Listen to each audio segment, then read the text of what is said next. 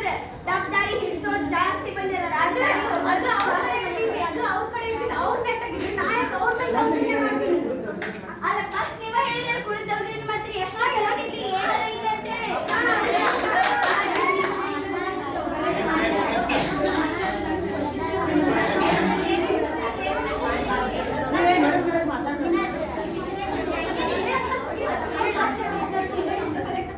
ಮತ್ತ ಹುಡುಗರು ಒಬ್ಬರ ಮೇಲೆ ಒಬ್ರು ದಾಂಧಲೆ ಮಾಡ್ತಾರೆ. ನಾ ಟೀಚರ್ ಆಗಿ ನಾ ಅವ್ರ ಮೇಲೆ ಆಕ್ಷನ್ ತಗೋಬೇಕಾಗುತ್ತೆ.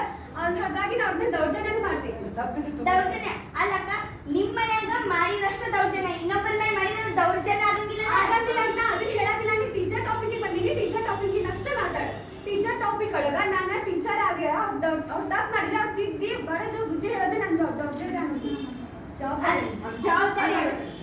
ಈಗ ಅವ್ರು ತಪ್ಪು ಮಾಡಿದ್ರೆ ನೀ ಬೈದು ಹೊಡೆದ್ರ ಅದು ದೌರ್ಜನ್ಯ ಆಗುದಲ್ಲ ಕಣಿ. ಅವ್ರಿಗೆ ಏನೋ ಬುದ್ಧಿ ಹೇಳಿದಿ ಅಂತ ಆಕೈತಿ. ಅವ್ರು ಏನು ಮಾಡ್ಲಾರ್ದ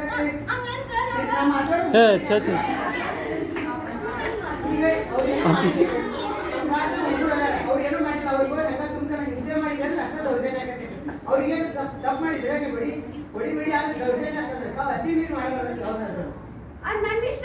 ನಾನು ಅವ್ರು ಕಲಿಸ್ಬೇಕಾಗಿ ನನ್ನ ಜಾಬ್